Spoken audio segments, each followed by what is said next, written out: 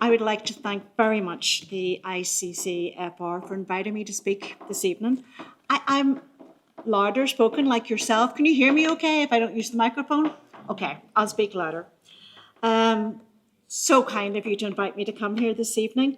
It's your 69th annual conference, which is a great achievement. The theme of the conference, as we're hearing, is intergenerational perspectives on families, challenges, and opportunities. And I've been asked to speak about intergenerational trauma. It's a subject that I am very passionate about. In my work over the past 40 plus years, I witnessed at firsthand the devastation that trauma causes for children and their families. It is vital that when children need help, that they get it in a timely manner. If children and families do not get the help they need to recover from trauma, the consequences can be very long-term.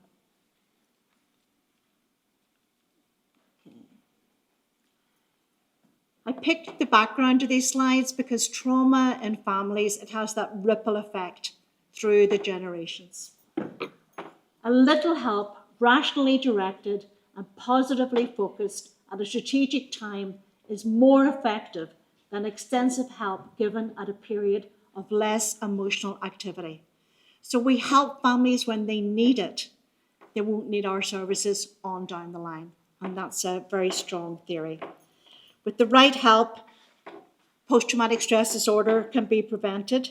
And with such help as psychological first aid, psychoeducation, particularly for parents, they can be educated how to help their children themselves and to manage the impact of severe trauma.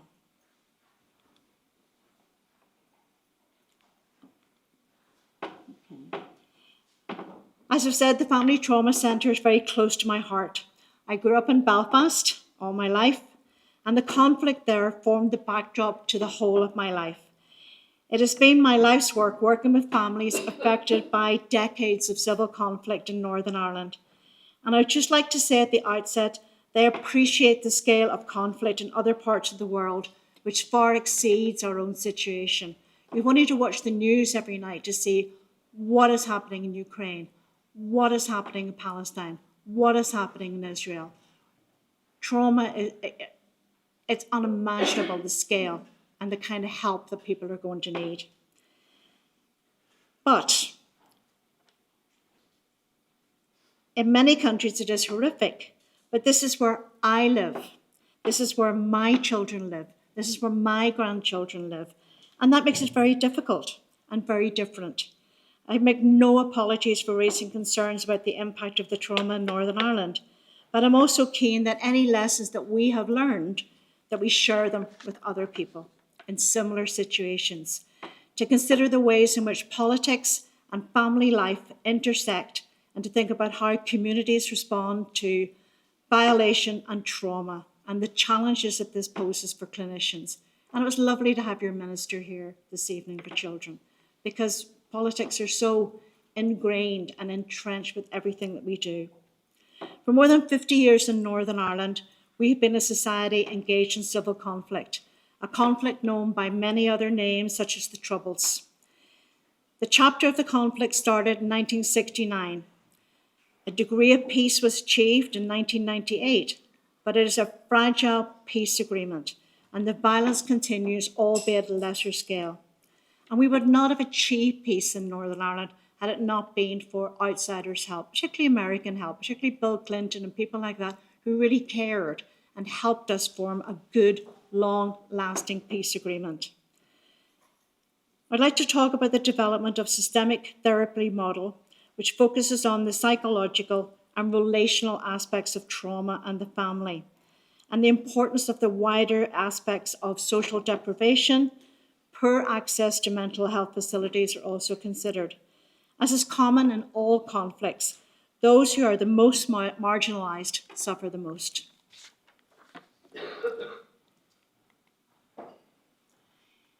This is Belfast still today. We have 22 miles of peace walls. We're a very divided society. Oh. That's the map of Belfast. And those are the peace walls. And you can see they separate out areas of mainly Catholic, mainly Protestant, and we are still very, very divided, and that's today. Our young people don't care. Our young people integrate with each other, socialize with each other. The younger generation can teach us a lot. But when I was growing up in Belfast, I worked in the city centre, my first job in my 20s, and I got used to large bombs exploding. I knew the sound and I knew what to do. I knew what an AK-47 looked like and how to manage when I was stopped by security services and by checkpoints. Then I became a young trainee social worker at the age of 21, and I often found myself in very extreme situations. And I can remember on one occasion arranging for children to be removed from a very hostile, abusive parents, a routine task for many in parts of the UK. However, in some parts of Belfast at that time, I required the support of the police. And in order for the police to come, the army needed to go in to protect them. And in order for the army to go in, a helicopter had to go in to protect the army first. And the whole military operation was planned in order for me to go and take a child into care. And at that time, we went about our business with an air of normality, and we said nothing. Meeting with other social workers in other parts of the UK, we remained silent with a deep sense of shame about our situation. It's a very small country, and that slide was 2014. And imagine the intensity in that small population of 3,500 deaths, 35,000 injuries, 16,000 people charged with terrorist offences, 34,000 shootings and 14,000 bombings. It's very intense in a very small population. So everybody knew somebody who was badly affected. Seamus Heaney, a very famous poet in Northern Ireland, he said, "Northern reticence and the tight gag of the place, and times, yes, yes, of the wee six I sing. And were to be saved, you must only say face, and whatever you say nothing." Six refers to the 6 counties in Northern Ireland. But that saying nothing totally dominated our lives. Sorry, I'll go back. So then I went to work in child and adolescent mental health, and the silence continued. In our clinical assessments, we never ask about the impact of the conflict. When we had to move out for a period of time, our office was evacuated because there was a bomb in the grounds that was meant for the police station next door. And we remained silent, and we stayed like that for many years.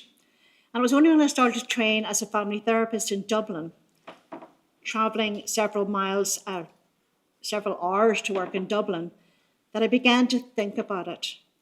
Travelling between Belfast and Dublin every week.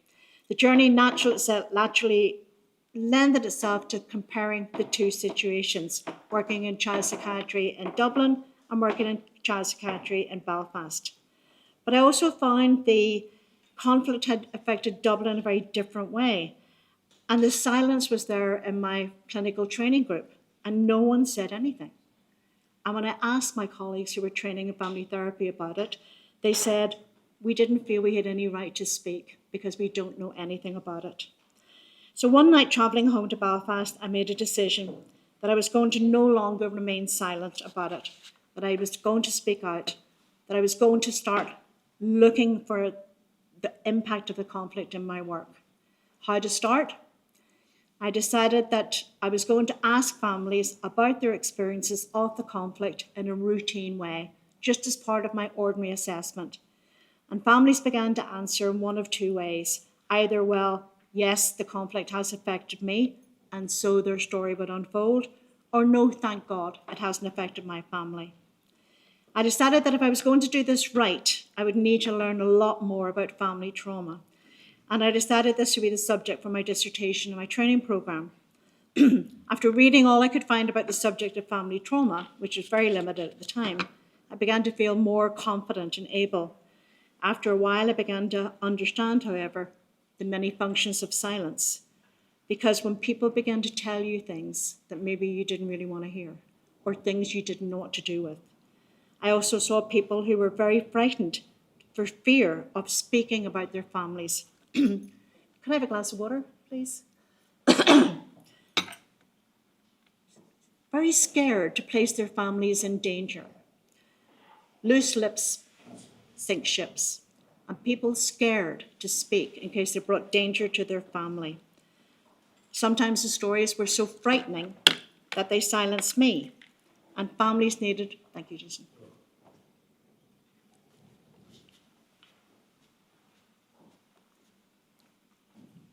I don't know what to do with it. What goes there?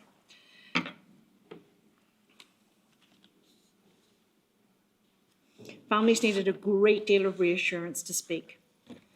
Much was happening in Northern Ireland in the 1990s. As I said, we had the development of a peace process that really began to accelerate. We had talks about talks, we had proximity talks, and we began to have a sense of hope. Hope that maybe we could have peace. Our ability to talk to each other mirrored the talks of what were happening at a political level, and talking became more possible. Then in 1998, we finally had the Good Friday Peace Agreement. The peace agreement is an internationally legally binding agreement.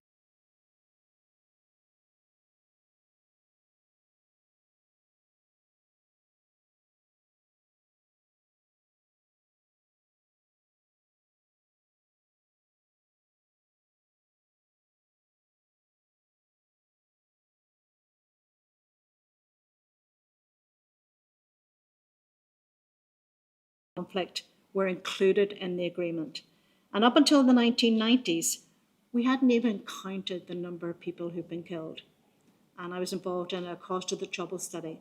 And quite shockingly, we just hadn't kept a note. So this is the Family Trauma Centre. And as part of the Good Friday Peace Agreement, money became available. And up until we opened the Family Trauma Centre, not £1 had been spent on mental health services for those affected by the conflict. Valium was issued in large quantities, lots of sedatives, lots of drugs, but no services. So it opened in 1999 with funding made available to implement the Good Friday Agreement, the peace agreement. And we developed therapeutic interventions aimed at strengthening family relationships, aimed at sustaining hope, and in contexts of extreme suffering and despair. The use of more traditional treatments for the impact of trauma were also incorporated into the work, such as EMDR, CBT, etc. And thinking about this, I can see that much has changed, but it is a fragile piece, and at times we take that for granted. We need to cherish this hard-fought-for peace and work at it. As a society, we continue to face many challenges, and unfortunately our government collapsed on many occasions, but finally we have one that seems to be working at the moment. The impact of intergenerational trauma is evident. When I retired, I went to work in a small charity in North Belfast, which is an area that has been the most profoundly affected by the conflict. And is working with a project that helped prevent suicide and provide services for families after suicide.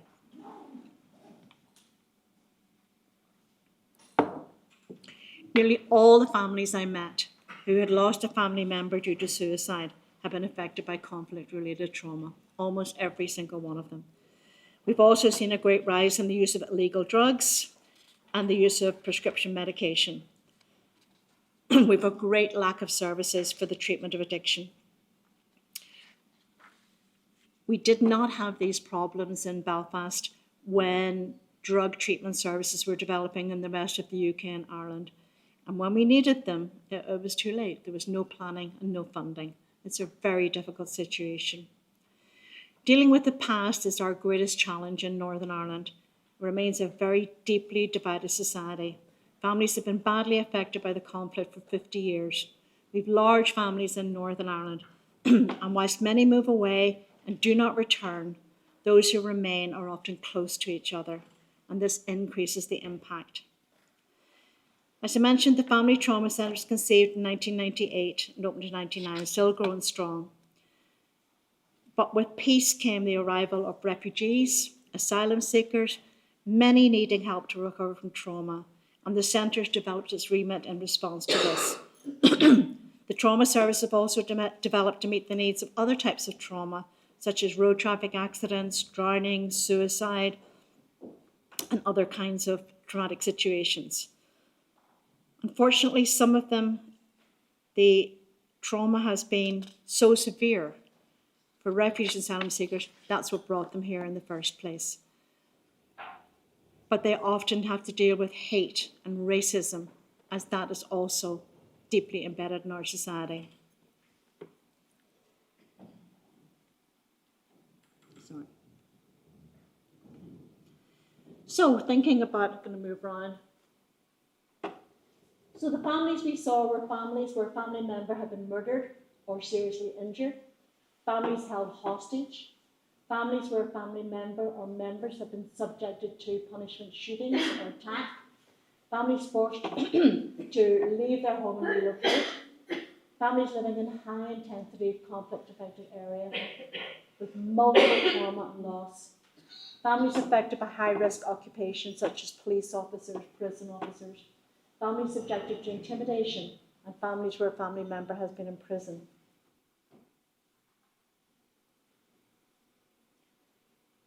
And very much our work was to break the silence. And it's hard to explain how deep that silence was. Trying to create new narratives and new stories to emerge. Stories that included the wider sociological and political perspective. New meanings and understandings began to emerge, and the importance of creating space, a safe space and a safe environment for the stories to emerge. Space for all sides of the story to be told. However, despite the progress in the peace process, there are aspects that really haven't changed. As I said, we're still a deeply divided society. Treating family trauma, very important to think about the positioning of the therapist, developing a therapeutic relationship, and having to be really honest and a really deep commitment to the family, compassion and empathy, and honouring your word.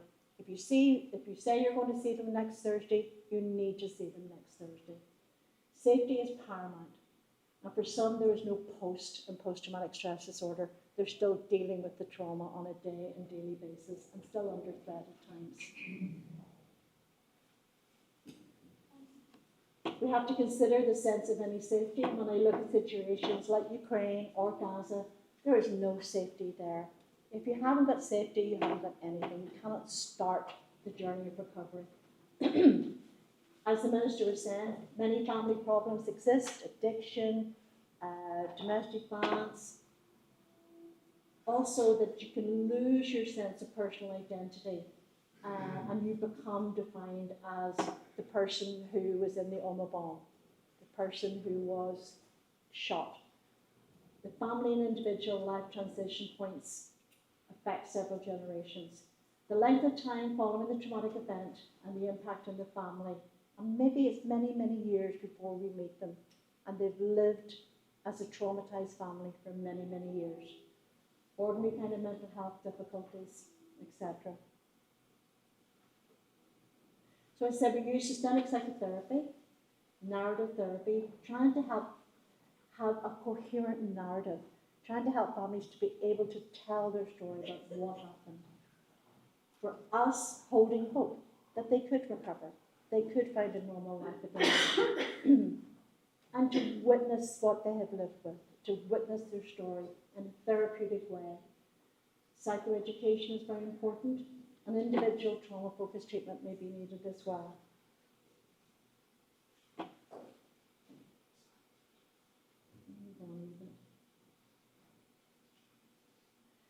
Okay, we've talked about types of trauma. Developmental trauma disorder is important, where children, as the Minister was saying, from the minute they're born, are going to be exposed to trauma. And because the system knew about it, he was signing care orders to remove those children immediately at birth. Single event trauma, but it can be catastrophic in nature. Multiple event trauma, one after the other, complex trauma, chronic trauma, post-traumatic stress disorder, ongoing trauma, and war trauma.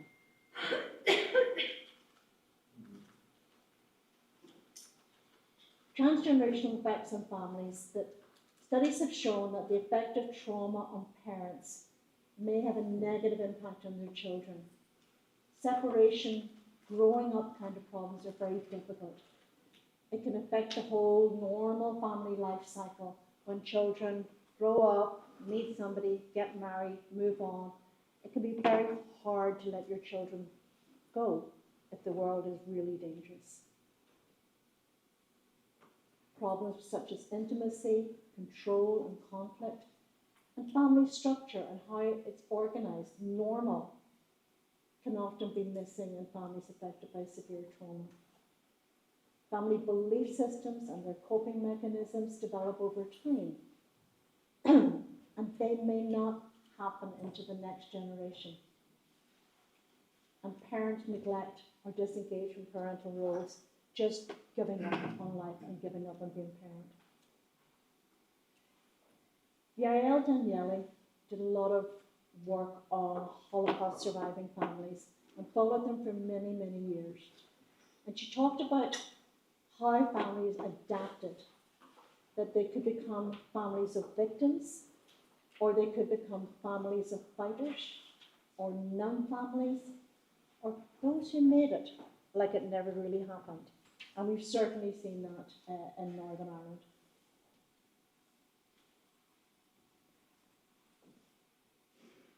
Marriages of despair aim to undo the loss and the despair, desperate to create a family to make everything okay.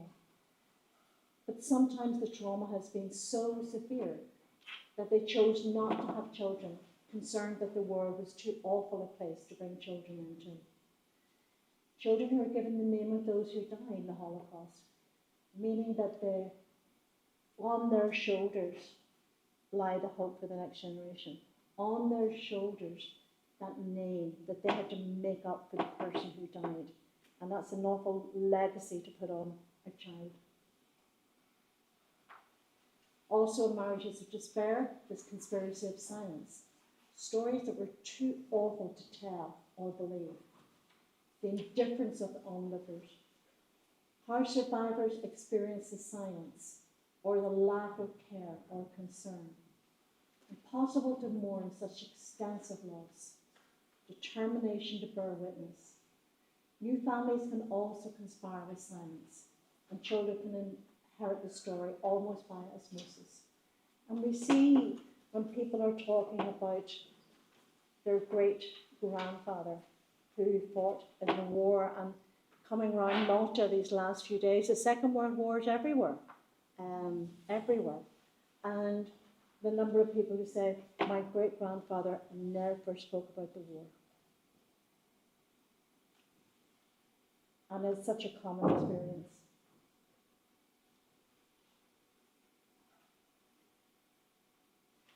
In the families of victims, she talked of how dominant the identity or the atmosphere is, full of anxiety and worry, fear of the outside world. Families who tended to cling to each other, catastrophic reactions, sometimes medicated. The survivor cannot be angry with somebody so ill. Much more acceptable to have physical reactions than psychological ones. Unbearable that children of survivors would have difficulty they would rather ignore. Fighter families, they become fighters to counteract the helplessness. And in Belfast, there was a very famous solicitor, and he did tend to represent members of the IRA. But he was a solicitor, and that was his job.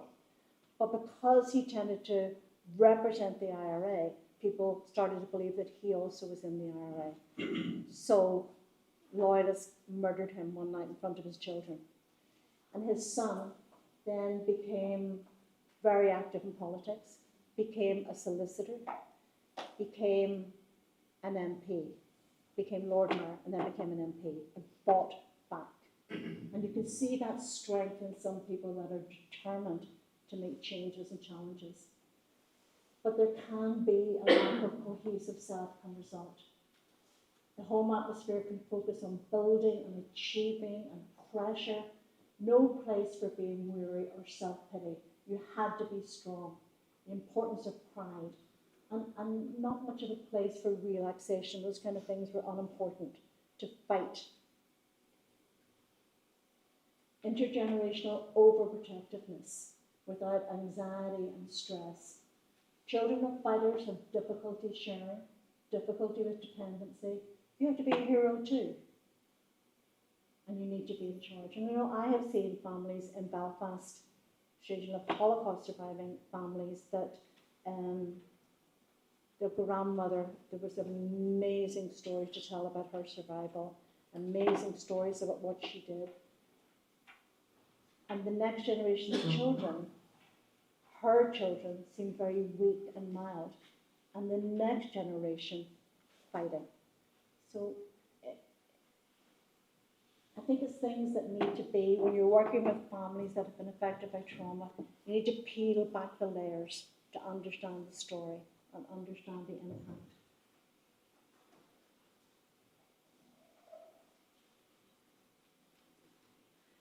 Numb families, and we've seen a great many families that are just numb. And it's just like that, silent. They're numb. Parents, perhaps the sole survivors, frequently lost children or spouse. The trauma of witnessing the death of children is horrific, characterized by evasive silence. Parents can only tolerate minimal emotion. Some children are too frightened to imagine what must have happened to their parents to reduce this reaction.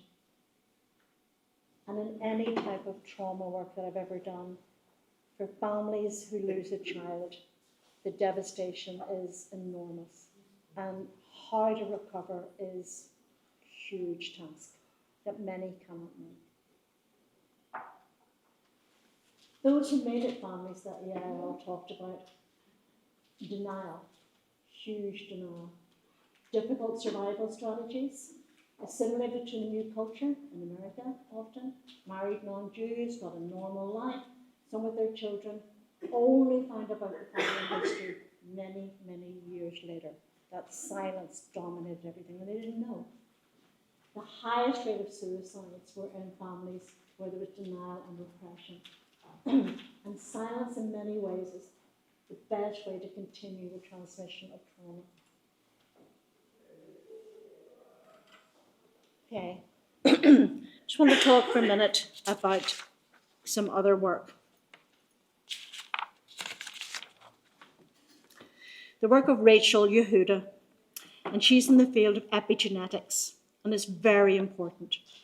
She has looked at how experiences of trauma affect us at a genetic level.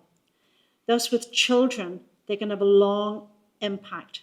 Adverse fetal experiences, trauma can and does lead to physical and chemical changes in the brain that can last a lifetime. She's conducted many studies that educate about epigenetics. One in particular I'd just like to share briefly with you. She conducted a famous study of pregnant women caught up on September 11th in New York and followed up after the birth of their babies. Approximately 1,700 pregnant women were caught up in the disaster in and around the World Trade Center. Some went on to develop PTSD, and their study included 38 of these women. They measured the levels of the stress hormone cortisol, and it was apparent that the levels were the most severe in those women who were in their third trimester when the disaster happened. They went on to develop long-term research study to investigate the impact of these experiences on the children. And they found that the women who had developed PTSD had significantly lower levels of cortisol than those who did not develop PTSD.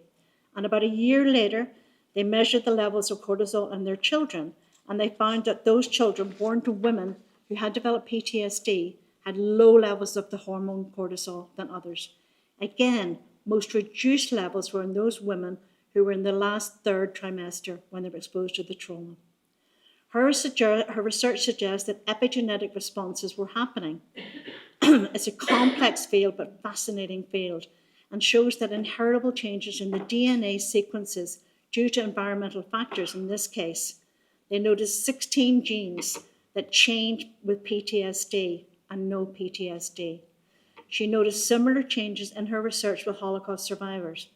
Those low levels of the hormone cortisol leave people vulnerable to future stress and leave them more likely to develop PTSD. Rachel Yehuda has published widely, and I encourage you, if you're interested in trauma, to have a look at her work. But epigenetics is still a very relatively new field, but we're learning a lot about the impact of trauma. It can be long-term, it can be at a cell level, at a DNA level, and leave people vulnerable to the exposure of trauma in the future, that when it comes along, that they're more likely to be severely impacted. Okay, that's a fly-through field of trauma. But I'm fine to take some questions now, if that's okay.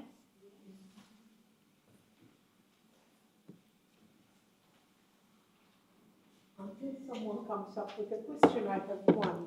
Okay. I have many, but this one. When you said that you have to peel the trauma layer by layer, can you tell us more about that? What do you mean? Okay.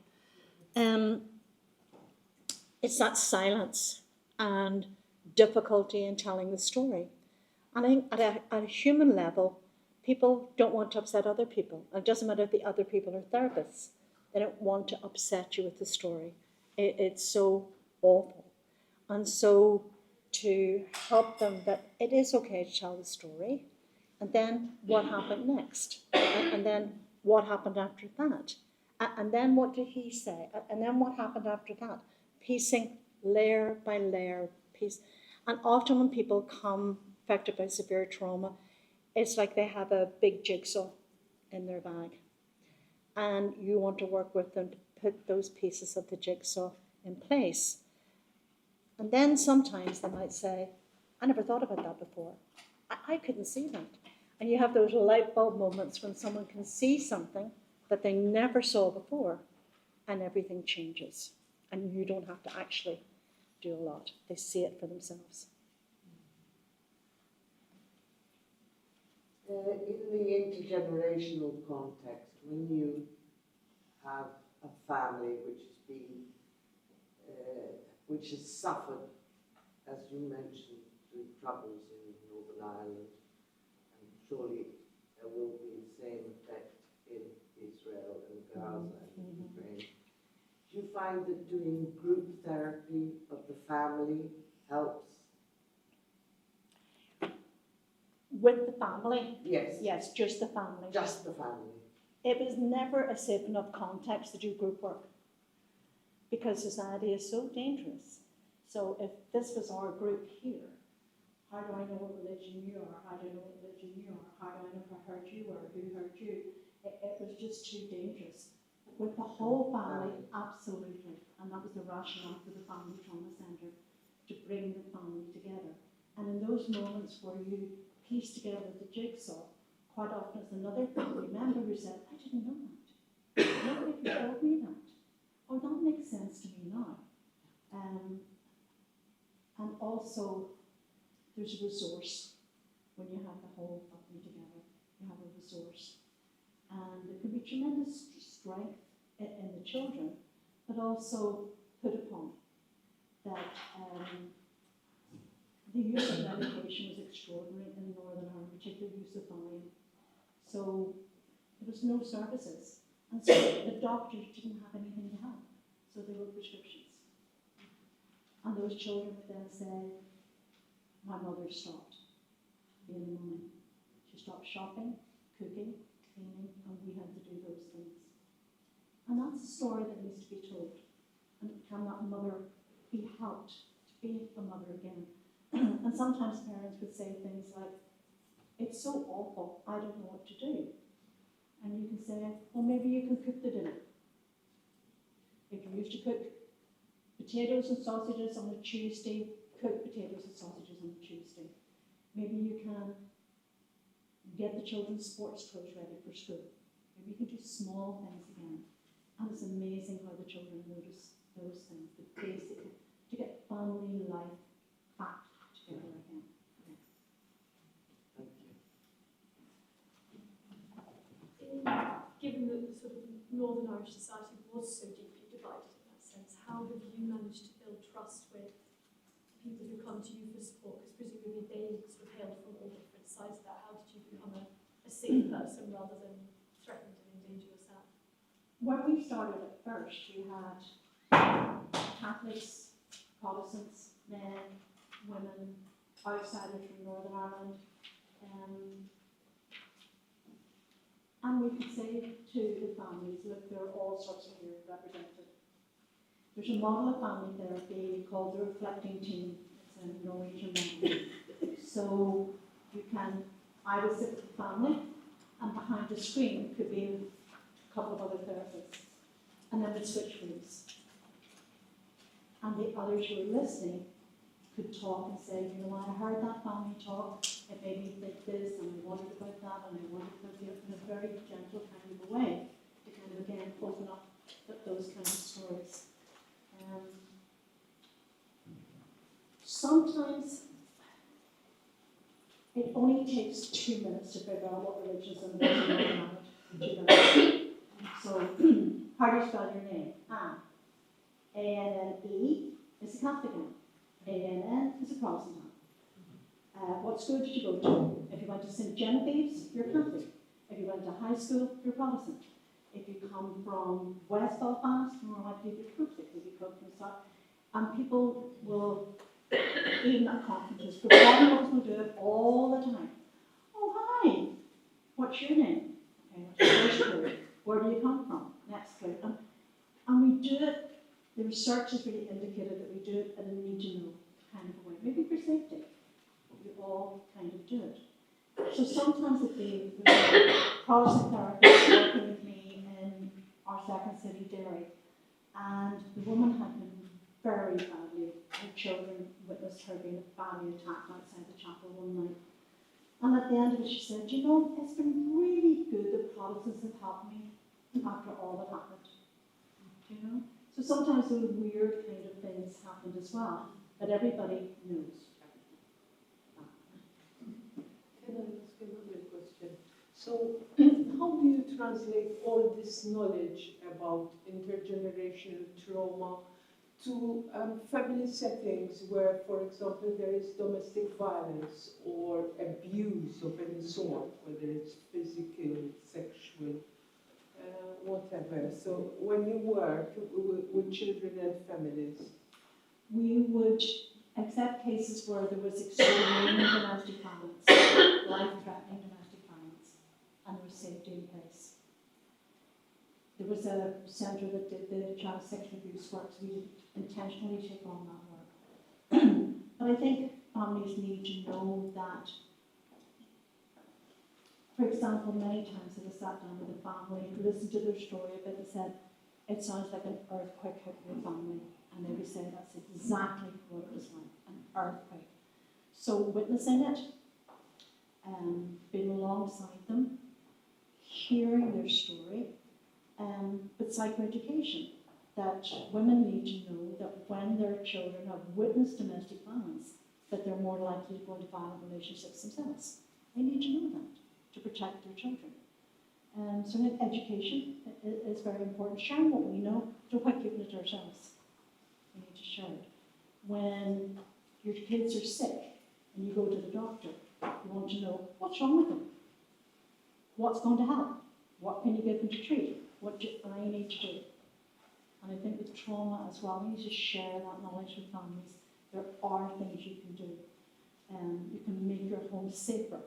You can listen to the children. The most dangerous thing is that silence.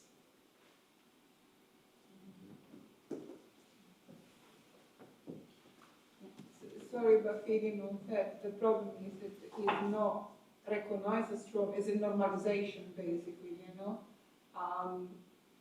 In practice, it's not just a they silent, but they silent because they don't recognize. It's become the baseline. So basically, it's normalized and become normalized across generations. So the fact that we don't speak about it is not just because we don't want to upset the upper part and we don't want to upset others, but it's also because this is what's normal. It's invisible. Yeah. Yes. It's invisible. Absolutely. I can certainly reflect, and I spent quite some significant time in Northern Ireland, in County Down, in the late 80s, so I'm quite familiar with what you're talking about. At the end, I'm a Catholic, but I was staying with a Protestant family, and nobody, you didn't even mention, you couldn't speak about it. No, everything was all right. We were stopped by the military everywhere, you know what was going on, the bomb was going off at BBC, but nothing that could be spoken about. But I'm now self-reflected. I grew up in Bologna in the 70s, and we had the Red Brigade, we had the Brigate Rosse. I lived in the middle of town, and we had the military in our uniform every day. When we were going to school, the Molotov bottle being thrown around, nobody ever even thought to speak with us. I was 10-year-old, I was going to 4th or 5th grade, and we had Molotov bomb and people shooting in the street. And nobody ever stopped and so, you know, it's not. Only, in my experience, it's only when it's over that you can begin to have a bit of distance, that you can begin to be able to speak about those things. In the middle of it all, you had to get on with it, you had to go to work. It's not, yeah, it's your job. You had to feed your children. And I'm quite sure if you were speaking to your mother today in Ukraine, that's what you'd be saying. Have to get on with it. But once it's over, then you begin to wonder, what was all that about? What was the cost of all of that? What was the impact on the family, the impact on the community of all those? I remember one night, I lived 22 miles away from Belfast for that. I got stopped 15 times on my way home. And you just go with it. Or you make allowance of time for those kind of things. But once it's over, then there's a bit of perspective. And we've begun to talk. And you saw it first in cinema, in plays, in novels. That's where the stories began to be told. And then I think each person thinks about what their family have experienced. And if it was devastating, if you lost family members, if you lost your home, there was quite a few families that left Northern Ireland and went to England and didn't come back and lost everything. And for those families, it's extremely difficult to get back on their feet again. So it depends on the devastation, the extent of the trauma. And I also think there are some traumas of which you can't recover from. You really can't. And you mentioned about the Red Cross work. There was one family we were working with in Thailand after the tsunami, and there was only the mother going home. Everybody else was gone. Children were gone, her husband was gone, and so she took go back to that apartment in Sweden or somewhere. How do you recover from it? Very, very suicide risk. Because what's the point? How do you recover? There are things that are truly not recoverable from. First of all, thank you. I visited Belfast just a few years ago.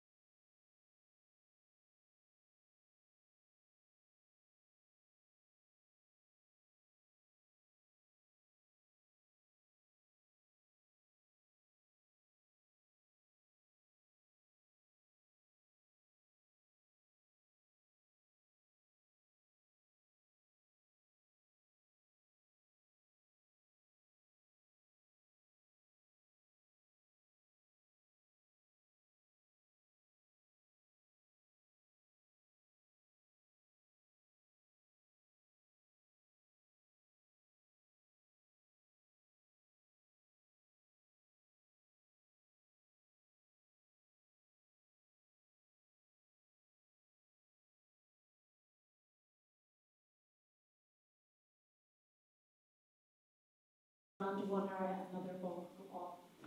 And there was a woman getting very upset in the corner. And that was because one of the bombers was a counsellor in City Hall.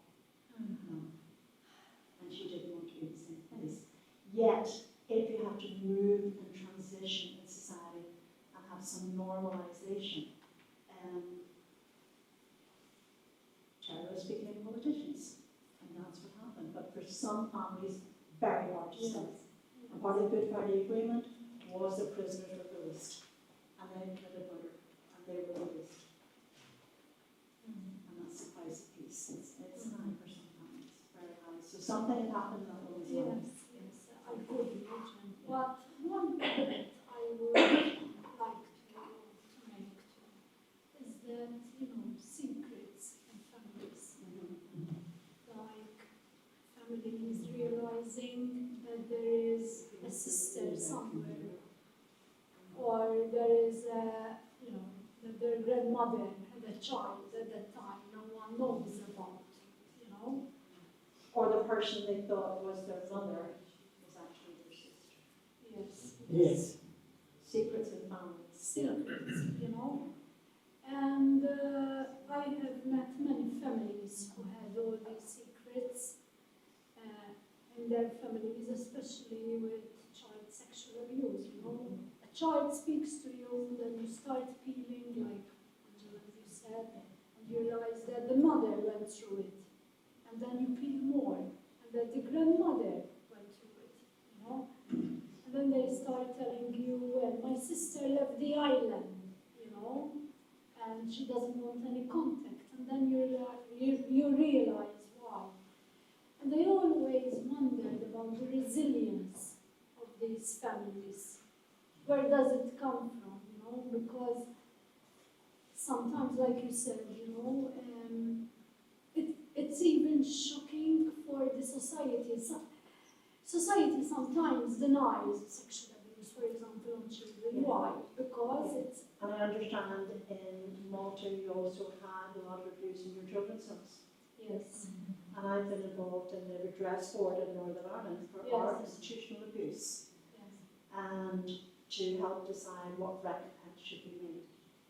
And those stories for what happened, and quite often the person is maybe now 80 or 70, and their life is a capital disaster. And they're maybe addiction, they have no relationship with their children. The power of history to repeat itself sometimes is like trying to stop the tide. It's so strong, so strong. But some people are resilient, and some people fight back. And it's a privilege to work with some people who want to do that, and they want some help. How can I fight back? How can I have my life back? How can I make the future different for my children than it was for me? But it's not so very fun. I think we got to be careful too, because there is resilience, and there is appearing that there is functional freezing. Yeah. Because we see people that carry on as robots who say nothing happened to me. And, I think, Ruth, your career and mine have been very similar than nearly 20 years straight in child protection. That's survival. In the survival mode of the functional freeze, where the mother said to me, oh yes, no, I knew that, my partner was abusing the girl, but look, happened to me, and I was all right, it didn't kill me. You didn't kill me. So, I mean, yes, it's not very nice, but you know what I mean? This is what happened. Each story is unique. There's nothing, there are no rules that will cover everything. Each person is individual, each family is an individual family, each story is unique. And maybe that girl who left, that was the best thing for her to do. Or did she have a terrible loss in her life for it? We don't know. How are we doing for time, Angela? We have time for a question at the back. I can see. Yeah. We have 6 minutes left. Okay, I have just one question. You mentioned that the younger generation are not so much aware. That lack of awareness, is it because the parents were silent, or because they addressed the issue and the younger generation could deal with it? If it is something that is related to poverty, which is intergenerational and transgenerational, and they cannot go out of it, how can young children move out of something? Because if you are saying that these young children are succeeding to live a life that they forgot all the trauma, is it possible to break that intergenerational cycle? We have integrated schools now, small number of them, where Catholic and children, Catholic and Protestant children are educated together. When I was a teenager, you couldn't go to Belfast in the evenings. It was completely shut down. Punk rock, often people would say, that's when young people started to live together. And they didn't care. They just didn't care anymore that they formed friendships.